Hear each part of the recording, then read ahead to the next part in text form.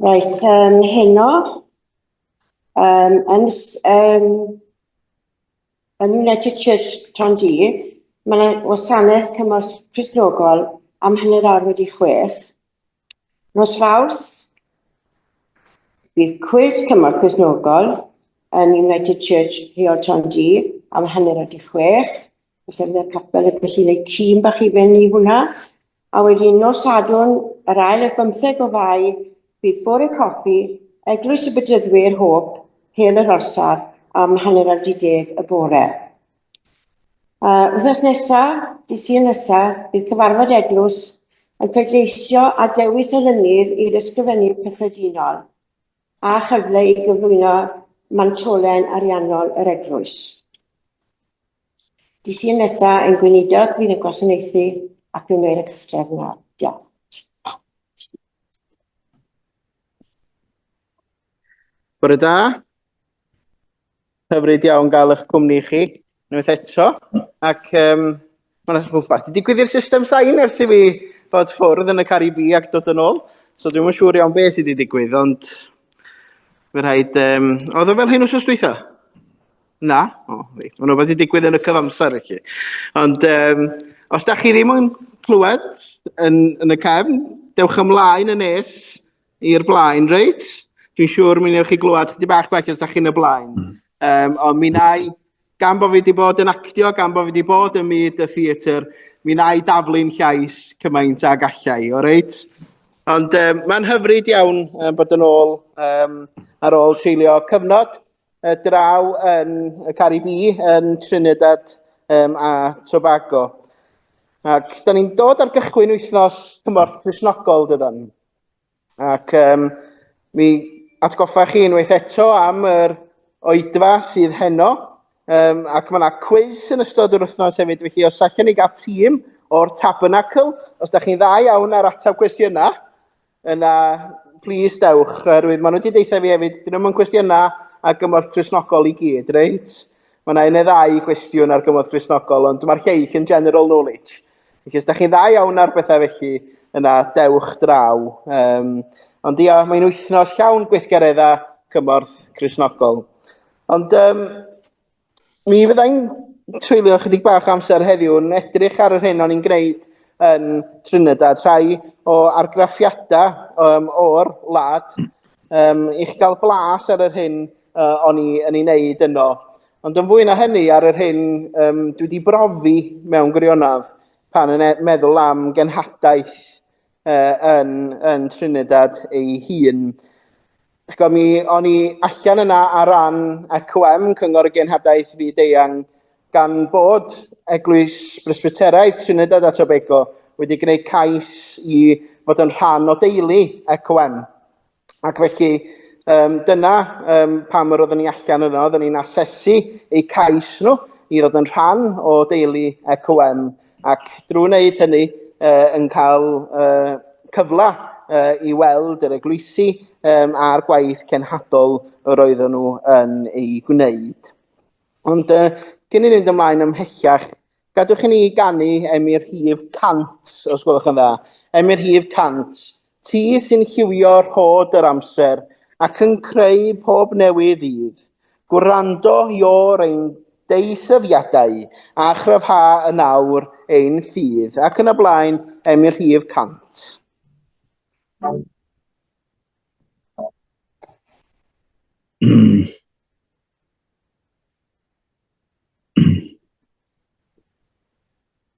Ddaw yn darlleniad ni o llyfr proffwyd Mica ac i'r 6 benod adnodau 6 i 8. Reit allai dalu i'r arglwydd.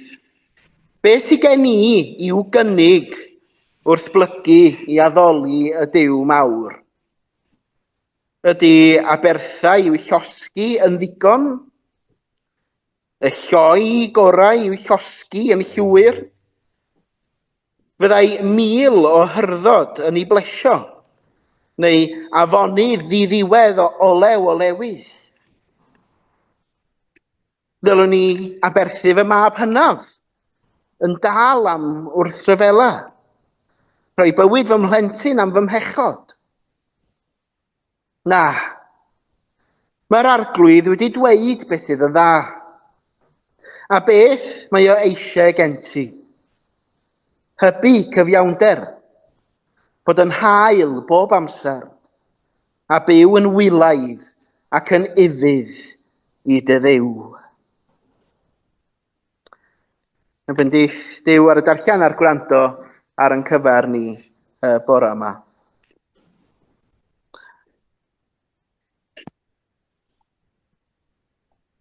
Chydig o ffeithiau am Trinidad i chi. Pwy sydd wedi bod yn Trinidad gyda llaw? Dwi'n gwybod bod yna ddau yma wedi bod yn Trinidad. Ond mae Trinidad yr ynys fwyaf o'r ddwy sy'n ffurfio Trinidad a Tobago. Ac mae wedi ei lleoli ychydig oddi wrth arfordir gogleddol Venezuela, rhyw 2 milltir sydd o Venezuela i hun, ac mae wedi leoli yn ne y Caribi. Ac poblogaeth Trinidad a Tobago yn rhyw 1.5 miliwn i gyd. Nid yn ffôn i di hwnna, reit? Ar Zoom o hwnna. Ond 1.5 miliwn o bobl i gyd, gyda mwyafrif ohonyn nhw yn byw yn Trinidad i hun. A'r prif ddinas, wrth gwrs, Port o Spain. Ond yr hyn sydd yn ddifyr am Trinidad a Tobago ydy'r ffaith bod y boblogaeth yn amrywiol o ran ethnigrwydd. Mae rhai yn tarddu o ethnig Indiaidd felly, Indo-Trinidadiad, maen nhw'n cael ei galw, ac wrth gwrs y rhai sy'n cael ei galw'n Afro-Trinidadiaid. Yn pobl o dras gymysg a ieithoedd cymysg, bwydydd cymysg, reit? Ond mae'r ynys wedi wneud o bobl o bob man yn y byd mewn gwirionadd. A'r crefydda hefyd, mae Cristnogaeth ydy'r prif ffrwd grefydd, mae Hindŵaeth ac Islam hefyd i'w weld yn amlwg yn y wlad. Ac mae'r iaith Saesneg yw'r iaith swyddogol, mae creol hefyd yn cael ei ddefnyddio gan y Trinidadiaid, a ychydig o eiriau Hindi hefyd sydd yn dangos eu traddodiad Indiaidd nhw yn ogystal. Ond beth sydd yn bwysig nodi hefyd, i chi gael y cefndir cyn i fynd i sôn am yr eglwys, ydy bod Trinidad yn un o'r economi cryfaf yn y Caribi.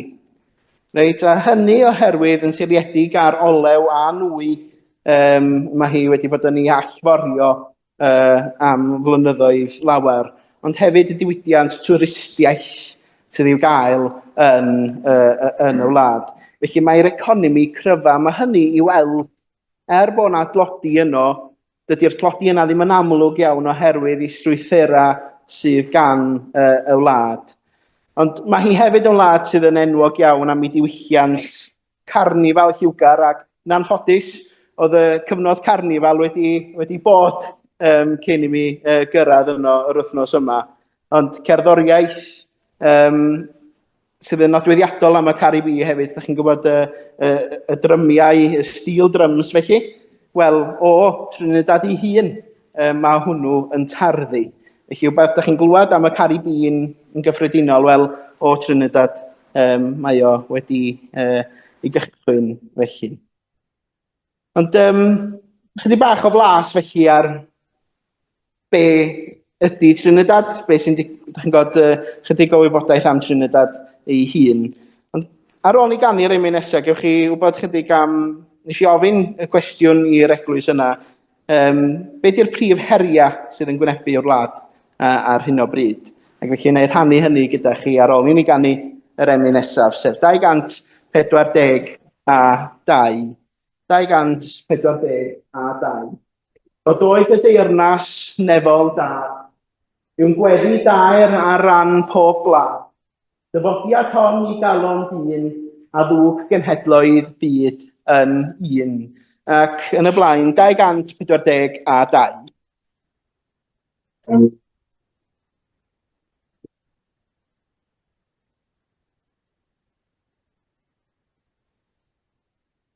O'n i'n gofyn be oedd un o brif heriau oedd yn gwynebu Trinidad a Tobago. Ac oedd o'n ddifyr iawn pan nes i gyrraedd y wlad ac oedd ysgrifennu cyffredinol Eglwys Presbyteraidd Cymru, Presbyteraidd, a oedd nan Powell Davies ddim yna, reit? Eglwys Presbyteraidd Trinidad a Tobago. Ges i gyfla, hyd yn oed o fewn hanner awr cyntaf o gyrraedd, ofyn, wel, pam y newid llywodraeth, a wedyn yn gofyn wedyn, wrth gwrs, wel, be ydy'r rhai o brif heriau neu problemau sydd yn gwynebu'r wlad. Ac roedden nhw'n deitha fi, mae un o'r brif heriau oedd trosedd a diogelwch gyhoeddus. Oherwydd mae na troseddau treisgar iawn yn digwydd yn y wlad, ac yn anffodus maen nhw yn cael eu rhedeg yn aml iawn gan gangiau sydd yn dod o wledydd eraill fel Venezuela. Mae yna broblem mawr iawn gyda gynnau hefyd ac arfau yn y wlad. A nifer o'r bobl yn Trinidad ar hyn o bryd wedi gweld pobl yn mosod arnyn nhw yn eu cartrefi felly. Ac felly mae hwnna'n bryder mawr iawn. Mae yna ddiweithdra hefyd ymhlith pobl ifanc y wlad, diffyg cyfleoedd hefyd. Ac da chi'n gwybod, maen nhw wedi cynhyrchu olew ac ynni ers blynyddoedd maith, ond yn 2018 fe geiwyd, wrth gwrs, y ffatri olew a'r diwydiant olew gan adael 30,000 o bobl heb waith ynde. 30,000 o bobl. A wnaeth effeithio wedyn ar deuluoedd a'i morgeisi nhw yn benodol. Ac felly yn hun o'r pethau felly sydd wedi achosi i'r llywodraeth i newid yn sgil hynny. Maen nhw hefyd yn gweld bod un o broblemau mawr ydy rhywbeth oedden nhw'n ei alw yn brain drain. Da chi wedi clywed y gair yna o blaen? Brain drain. Be mae hynny'n ei olygu ydy bod yna bobl yn gadael y wlad, yn gadael y wlad i fynd i wledydd eraill i weithio, gan adael y wlad heb arbenigedd felly. Ac felly mae yna weithwyr proffesiynol medrus yn gadael y wlad, yn enwedig y myd iechyd ac addysg. A mae hyn yn creu prinder mewn sectorau allweddol yn dydy. Ac wrth gwrs mae yna tensiynau hiliol hefyd ac ethnig yn enwedig rhwng ddwy brif grŵp ethnig sydd yn y wlad, sef Afro-Trinidadiaid a'r Indo-Trinidadiaid. A mae hynny i weld yn amlwg iawn. A'r 5 peth oedden nhw'n deud oedd llygredd a llywodraethu yn gyffredinol. Mae yna,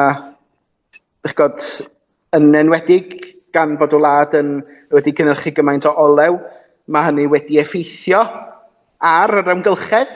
Ydych chi'n gweld hynny ar y tirlun wrth gwrs, ond hefyd o fewn y llywodraeth ei hun bod yna ddiffyg tryloywder a chamreoli wedi bod yn y gorffennol a bod hynny wedi colli ymddiriadaeth yn y cyhoedd. Felly rhai o brif bethau felly roedden nhw'n deitha fi oedd y prif heriau oedd yn gwynebu y wlad felly. Mi wna i siarad am sut mae'r eglwys yn taclo yr heriau hynny wedi i ni blygu pen mewn gweddi. Wedyn gadwch i ni weddio gyda'n gilydd. O Dduw ein tad nefol a sanctaidd, da ni'n diolch i ti bod ni'n gallu troi ata ti mewn gweddi. Ac mi roedden ni'n clywed y geiriau yn Mica yn gynharach. Mae Duw cyfiawnder a trygarog wyt ti. Ac bod ni yn rhoi yn calona dyfwyn di. Ac y cwestiwn yna ni ofyn ydy, wel, beth allan ni roi i ti? Yr hyn wyt ti yn ei fyny gyda ni. Nid aberthau mawreddog, nid defodau allanol, ond bywydau sydd yn cerdded yn ostynedig gyda thi. Dwylo sy'n gweithredu'n gyfiawn a chalonau llawn caredigrwydd. Ac da ni yn, wrth i ni glywed y geiriau hynny yn Mica y bore yma, mi rydyn ni'n ymwybodol rydyn ni'n gwneud hynny ar gychwyn wythnos cymorth Cristnogol, lle byddan ni nes ymlaen heno mewn gwasanaeth cymorth Cristnogol ac yn ystod yr wythnos a'r Sul nesaf yn edrych ar y gwaith sydd yn digwydd gyda cymorth Cristnogol am partneriaid ar draws y byd. Ac mae'r geiriau hyn yn Mica a'r blwyddyn yn atgoffa ni o'r ffordd rydyn ni i ymddwyn, y ffordd rydyn ni i gerdded fel dilynwyr ffyddlon i ti. Da ni newydd glywed rhai o heriau yr hyn sydd yn digwydd yn Trinidad ei hun. Mae'n dir llawn diwylliant a'r rhythm ymhlith sŵn carnifel a distawrwydd y meysydd coco rhwng cerddoriaeth gyfoethog y wlad. Boed i ni glywed dy lais yn galw i ofalu am y tlawd, i godi rhaid i lais ac i ddod â chymod rhwng hiliau ei gilydd. Crefyddau a dosbarthiadau cymdeithasol. Dysga ni gerdded yn ostynedig. Nid fel gorffygwyr, ond fel cydgerddwyr yng Nghrist. Helpa ni anrhydeddu urddas ym mhob person. Yn gwrthedrych ar ymfrodyr a'n chwiorydd ar draws y byd, ac yma yng Nghymru.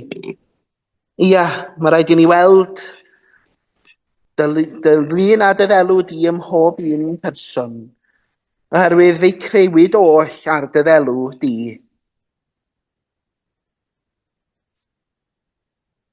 Da ni'n arglwydd yn meddwl, a wrth i ni feddwl am yr eglwys hon, yn meddwl am pob un o'n teulu ni, ond deulu'r eglwys sydd methu bod yn presennol gyda ni y bore yma.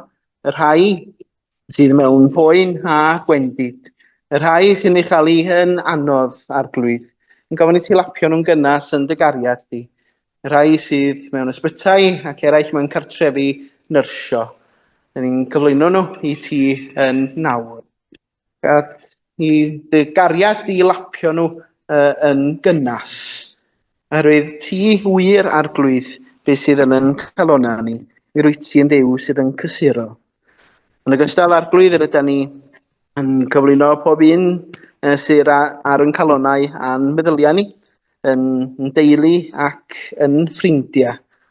Oherwydd mae ti sydd yw ffynhonell pob cysur a gobaith a heddwch. Yn awr, da ni'n cael cyfle i gyflwyno nhw i ti, ac felly yn y distawrwydd arglwydd, yn gofyn i ti wrando ar bob gweddi distaw sydd ar yn calona ni.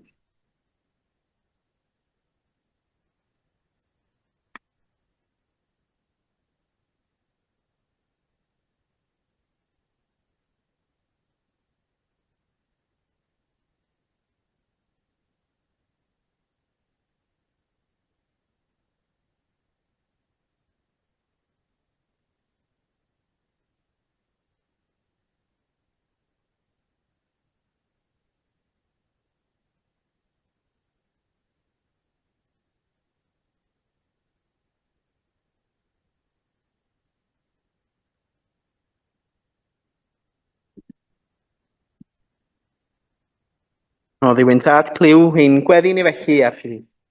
Gan bod ni'n gofyn hwnnw yn enw ac yn heiddiant yn harglwydd Iesu Grist.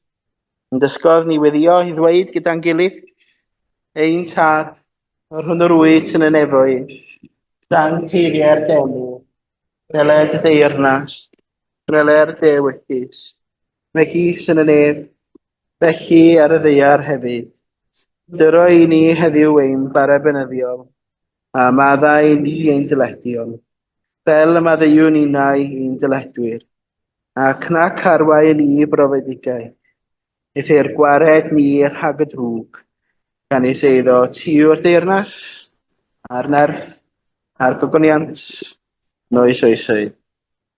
Amen. O gadwch i ni ganu emyr rhif 597, 597. O ysbryd byw, dylifa drwom, byw had y waith a grym y groes. O ysbryd byw, tyrd gweithia ynom, cymhwysa ni i her ein hoes. Ac yn y blaen, 597.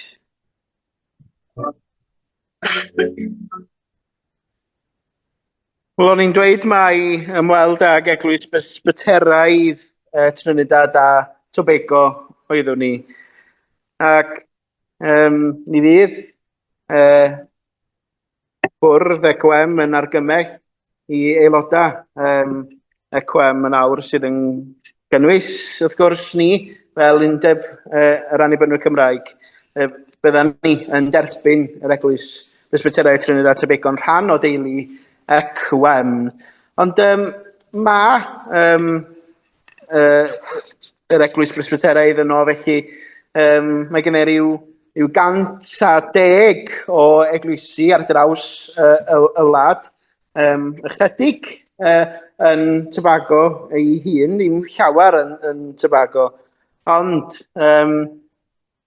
beth sydd yn bwysig nodi ydy bod eu cenhadaeth i o'i cychwyniad felly o'i chryd wedi canolbwyntio ar addysg yn benodol, ac mae gen i sawl ysgolion ar draws y wlad. Ond mae strwyddfa yr eglwys wedi leoli yn y rhan yma o'r wlad, lle'r enw San Fernando. Reit, ac yma o'n i'n aros, ond o fewn awr a hannar, awr a 3/4 i bob rhan o'r wlad. Reit? So dangos i chi maint y wlad i chi yn y fan honno. Ond mi roedd Trinidad, wrth gwrs, yn llawn planhigfeydd siwgr. Reit? Dyna oedd y wlad, roedd gan i planhigfeydd siwgr ym mhob man. Ac dyna ydy'r... Ta chi'n mynd yn ôl un, Felicity? Ia, yn ôl. So, ydych chi'n gweld yn San Fernando fan hyn, mae yna fynydd yn fan hyn, ac ydych chi'n gallu mynd â car i fyny, reit? So, ni falch bod fi ddim yn gofod cerdded yr holl i fyny, enwedig pan oedd hi'n 38 gradd. Ond ydych chi'n gweld y llun ar y top, reit? Mae'n llawn tai ar hyn o bryd. Ond ar un adag, hyd at y ffin, mi roedd hwnna i gyd yn blanhigfeydd siwgr. Reit? Oedden nhw'n deitha fi, pan ti'n edrych i'r gorwel rwan, bob dim weli di, planhigfeydd siwgr oedd rheina i gyd.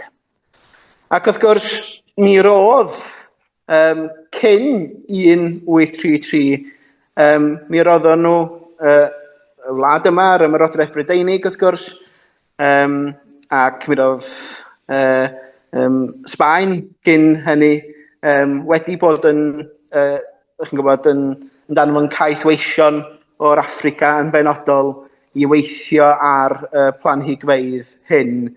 Ond yn 1833 ar ôl diddymu caethwasiaeth yma ym Mhrydain, mi nath yr ymerodraeth Brydeinig wedyn penderfynu bod nhw yn mynd i gyflogi gweithwyr o India i ddod i weithio ar y planhigfeydd siwgr.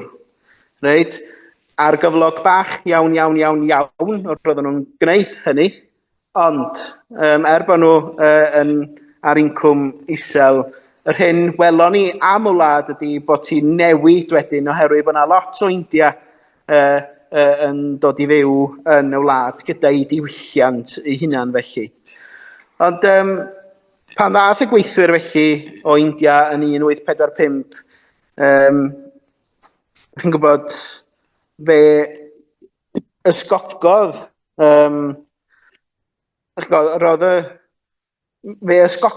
un cenhadwr i weithio mysg o bobl hyn. A'r person yna oedd John Morton, reit? Cenhadwr o Ganada oedd o. Aio. Dyn nhw'n gwneud cynnia fel hyn o weinidogion di mwy. Reit? Ond cenhadwr o Ganada oedd o'n reiddiol.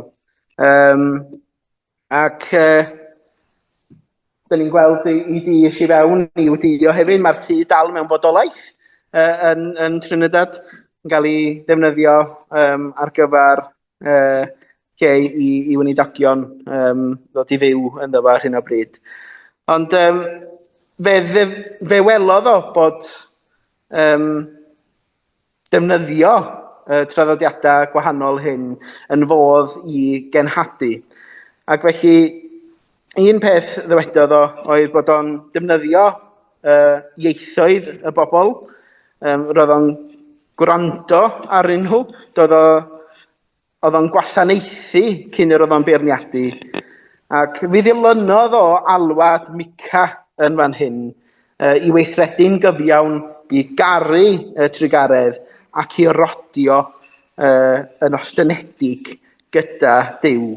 Ac felly, fe gychwynodd felly John Morton nifer o ysgolion ac eglwysi felly i ddysgu i ddysgu bobl. Mae Mica wrth ddod yn ôl i'r darlleniad wnaethon ni ddarllen yn gynharach. Mae Mica yn herio'n dealltwriaeth ni o addoliad. Dydy Duw ddim yn chwilio am ddefodau gwag, na rhoddion trawiadol, ond mae Duw isio i ni ddangos bywyd sydd yn dangos cyfiawnder, trigaredd a bod yn ostynedig. Reit? Be mae Duw isio ganddo ni? Reit? Di o isio hyn, di o isio'r llall, na, ddim eisio ydy ni i fyw yn gyfiawn, yn drigarog ac yn ostynedig. A pam be wnaeth y cenhadon cyntaf hyn, oedden nhw'n gweithredu yn gyfiawn drwy sefyll gyda'r rhai ar y planhigfeydd yn fan hyn, gan alw am addysg a hawliau iddyn nhw. Roedden nhw'n caru trigareth drwy ofalu am y rhai oedd wedi ynghofio gan gymdeithas. Ac fe rhoddodd ei hunan yn ostynedig. Ac mi nath John Morton ei hun nath o ddysgu Hindi, sef iaith brodorol, rhai oedd wedi dod o'r India. Roedd o'n bwyta gyda nhw, ac o fynd o un lle'r llall, mae bobl oedd yn licio dangos eu hilioni, reit, drwy roi bwyd i mi. Bo man o'n i'n mynd o'na buffet lunch yn bo man, reit?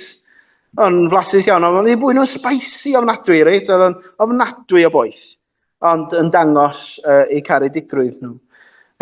Ond un ffordd ydy anrhydeddu i diwylliant nhw yn ogystal, ynde? Ac dyna oedd y cynhadwyr cyntaf yma yn neud. Ond ym mhob eglwys fyddwch chi'n gweld rhywfaint o Hindi a diwylliant gwahanol. A dwi'n ddangos 2 glip fideo i chi. Mae'r sain drwy'r laptop yn gweithio, reit? Dwi'n yn gwybod pam bod yr sain drwy'r laptop yn gweithio ond hwn ddim. Ond na i ddangos un fideo gyntaf i chi, sef Emyn ydy hi, ond mae hi ar ffurf Hindi. Felly fysa chi'n fel arfer yn cymharu hi hefo y grefydd Hindwaidd ynde. Ond mae hi yn Gristnogol, felly mae hi'n egluro, felly gadwch ni wrando ar hi. Ychydig o flas i chi, o'r hyn oedd hi'n cael ei weld.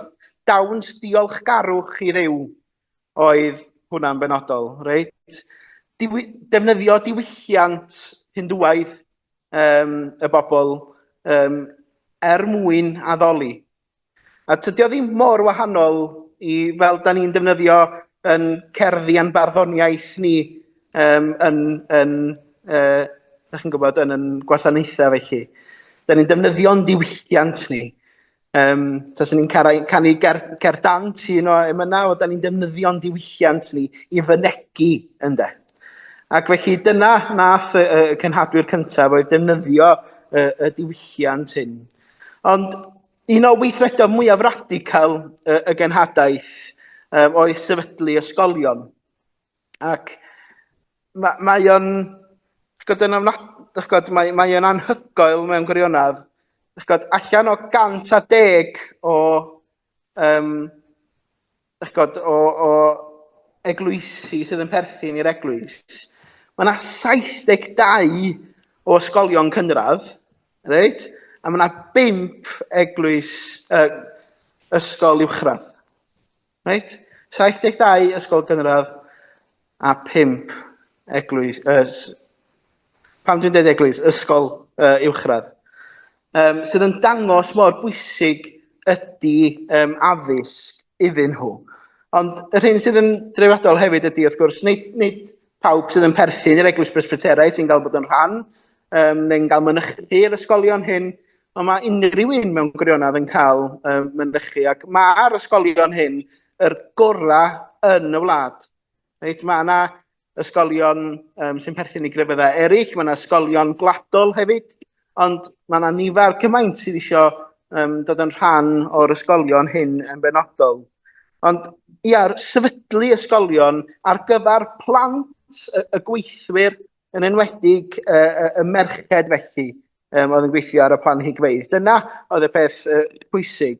Ond hyn yn fan hyn, ysgol, ond dyma oedd ysgol i ferched oedd hwn yn San Fernando ei hun. 900 o ferched i gyd, ac gych chi glwad nhw'n canu, reit, rwan. Mond i cefna nhw, ydych chi'n gweld, achos o'n i ar y llwyfan yn ffilmio, reit? Ond gych chi glwad ychydig ohonyn nhw. Clip bach i chi yn fanna. Ond o'n hyfryd gael sgwrs efo nhw hefyd yn ystod y gwasanaeth o ganddyn nhw. O'n i'n wastad yn gofyn iddyn nhw, wel, be di hoff wersi nhw? Mathemateg oedd rhan fwyaf nhw'n dweud. Reit, oedd ei hoff wersi nhw. Ond yn hynod braf i glywed eu hanes nhw. O'na hefyd ysgol i fechgyn, sef ysgol yr enw Naparima College oedd ei enw, ac chi wedi gweld rhai fideo yn barod o fan yna. Ond cyfla yn benodol oedd gan y genhadaeth i godi pobl o dlodi ac i greu arweinwyr cenedlaethol, addysgwyr ac eriolwyr hefyd dros y ffydd. Oherwydd, yr hyn oedden nhw'n wybod oedd bod addysg yn rhyddhau yn dydy. Mae addysg yn rhyddhau pobl. Nid yn unig i'r meddwl, ond hefyd i'r enaid. Ond dwi'n gwybod os gennym ni llun arall yn fan hyn. Dyna'r athrawon felly. A dyna oedd ges i gyfle i anerch y bechgyn yn yr ysgol Naparima College. Felly o'n i'n gwneud wasanaeth, o'n i'n rhannu neges gyda nhw. A dyma oedd y bechgyn felly. A dwi'n meddwl, mae yna un clip fideo rwan hefyd. So un arall, dwi'n meddwl, fideo, ie? Ie, na ni. Ac felly, hefyd, wrth gwrs, i ddangos i diwylliant nhw, mae gan bob ysgol ag eglwys, reit? Bob eglwys o'n i'n mynd iddo fo, oedd gen nhw cerddorfa o stil pans. Reit? Felly, dyna, oedd gen nhw gerddorfa felly. Felly, o'n i wrando ar hwn hefyd. Os gennych chi glys da, felly, os ydych chi'n gwybod be oedd y gan yna, isn't she lovely, ie? Oherwydd, mi roedden nhw'n dathlu, wel, maen nhw'n dathlu heddiw Sul y Mama draw yn Trinidad. Ac felly, roedd y bechgyn wedi rhoi blodau i bob un o'r athrawon ac yn canu'r gan yma ar eu cyfar nhw. Ond, yr ysgolion felly yn rhan o godi y genedl felly allan o dlodi ac i'w rhyddhau nhw. Ond i gychwyn oedd y planhigfeydd yma, y planhigfeydd siwgr, reit? Ond beth ydy'r planhigfeydd yna heddiw? Reit? Beth ydy'r planhigfeydd siwgr heddiw? Beth sydd ar waith bellach? Mae yna geia a mae yna planhigfeydd o anghyfiawnder yn dal i fod. Ac mae hynny yn wir am Trinidad a Tobago, mae hynny'n wir amdano ni yma yng Nghymru, mae'n wir ar draws y byd. Mae yna blanigfeydd anghyfiawnder ar draws y byd. A mi welwn ni hynny hefyd efo cymorth Gristnogol, gwasanaeth heno felly, ac mi fydda ni wythnos nesaf fel gofalaeth yn plethu cymorth Gristnogol, gwasanaeth cymorth Gristnogol a neges heddwch ac ewyllus da yr urdd, oherwydd mae hwnnw'n sôn am tlodi yn benodol. Felly mi fydda ni'n edrych ar wedi anghyfiawnder tlodi wythnos nesaf. Ond y cwestiwn yn dal i gael ei godi gan bobl yn Trinidad ac ar draws y byd. Pwy sydd heb ei clywed eto ynde? Pwy sydd dal heb ei clywed? Pwy sydd dal heb ei gweld? Ble mae'r bobl sy'n gweithio'n galad ond heb ei cydnabod? A lle allwn ni estyn allan mewn trygaredd a chyfiawnder? Ni ges i gyfle i weld â sawl eglwys wahanol, a da chi'n gweld yr enwa Hindwaidd yma ar yr eglwysi felly. Susa Mangchar yn un ohonyn nhw.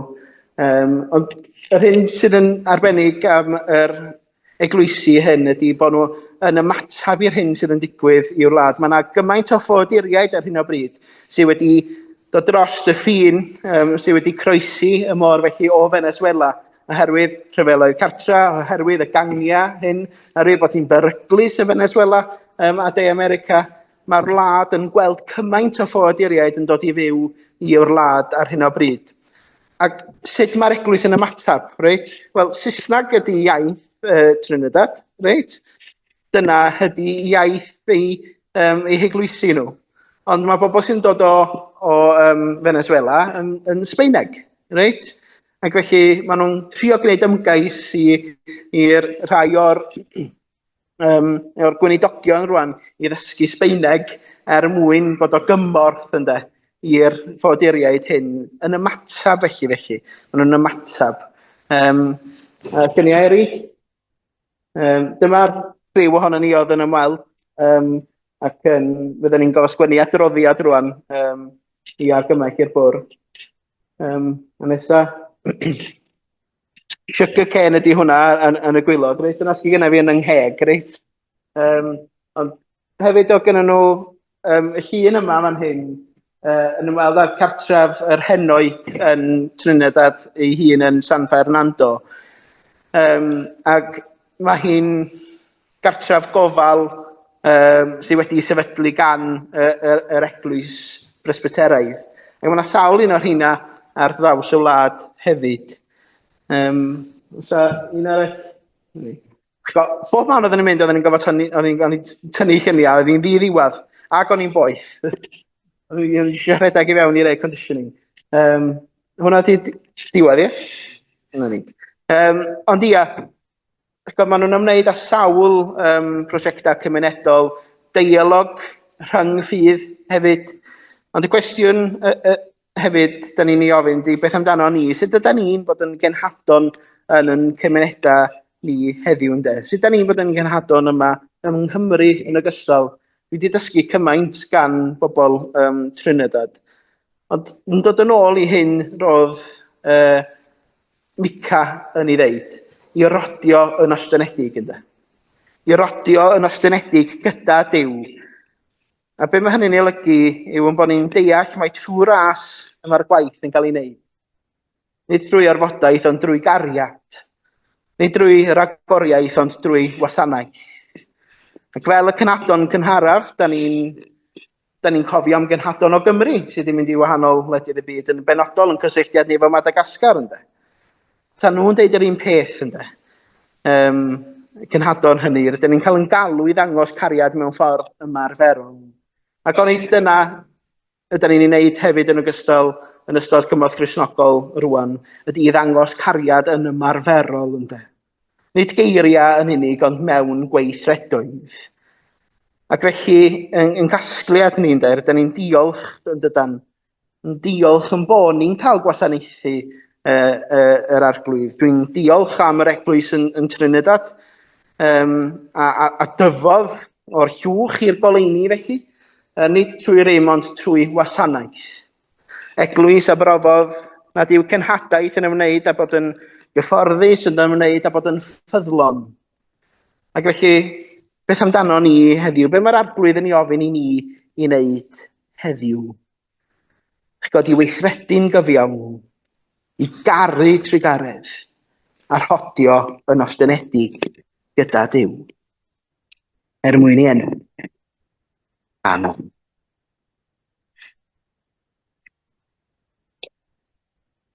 Fe gadwch chi ni ganu ein hymyn olaf, sef 779. 779. A mae gennym fi rhai o ddanteithion o Trinidad i chi i drio nes ymlaen wrth gael panad, reit? Felly gobeithio nes chi fwynhau hynna. Ond 779, o fendigaid geidwad, cliw fe egwan gri, crea ddelwr cariad yn fe enau di, carwn dy gymundeb nefol heb wahan, gwelwn wedd dy wyneb, ond cael calon lan. Ac yn y blaen, 779. A gras yn harglwydd Iesu Grist a chariad Duw, a chymdeithas yr ysbryd glân, fyddo gyda chwi oll. Amen.